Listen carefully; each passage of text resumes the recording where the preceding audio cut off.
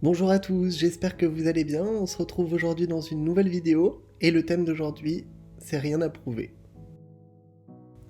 J'avais pas envie de faire cette vidéo face cam pour vous expliquer ce que j'avais à vous dire, donc j'ai pris la dernière séance du stage pour vous expliquer un peu.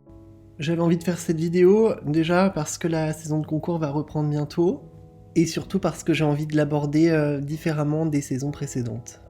Je pense que si vous avez suivi les vidéos précédentes, vous avez compris que je faisais les choses de plus en plus pour moi et comme elles me sentaient bonnes pour moi. Alors pour appréhender cette saison différemment, je me suis posé beaucoup de questions et je me suis dit qu'au final, je n'avais rien à prouver. Quand je dis rien à prouver, c'est rien à prouver par rapport aux autres et pas par rapport à moi, et c'est là toute la différence.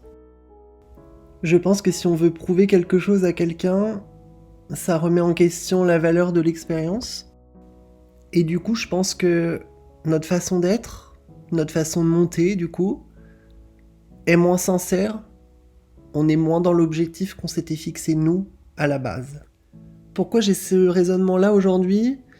Je me suis dit qu'en fait, que tu fasses les choses bien ou les choses pas bien, les gens, ils ont toujours quelque chose à dire sur ta décision, ton choix et ton résultat. Et c'est ce que je vous disais dans la dernière vidéo, aujourd'hui la place du jugement des autres est un peu trop importante et j'ai envie du coup de me recentrer sur moi avant les autres. Alors pourquoi prouver quelque chose à quelqu'un est différent de se prouver quelque chose à soi-même ? Je pense que quand on veut prouver quelque chose à quelqu'un, ça engendre une forme de stress, une forme de pression, et on n'est plus du coup dans le même intérêt, dans la même façon de faire, et ça peut nous amener à la faute, nous amener à une trop grande remise en question. Alors que se prouver quelque chose à soi, ça engendre de la fierté, ça fixe des objectifs, et ça fixe le résultat surtout qu'on veut avoir de ces objectifs.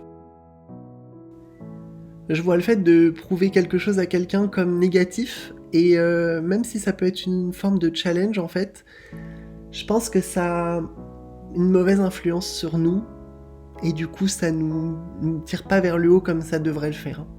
Alors que la saison de concours reprend dans un mois, j'ai vraiment envie de me prouver à moi, et un peu à Good, qu'on est capable de relever le challenge, et surtout capable de relever les objectifs qu'on s'est fixés. Je suis du genre à penser que la roue tourne, et que ce qui doit arriver, arrivera, alors j'ai envie de profiter à fond de cette nouvelle expérience. J'espère que cette vidéo vous aura plu et j'espère aussi qu'elle pourra être une source d'inspiration pour vous qui allez reprendre les concours ou tout simplement pour votre équitation de tous les jours. N'hésitez pas à liker, commenter, m'écrire sur Instagram jm-dress exclusive. Je vous dis à très vite pour une nouvelle vidéo.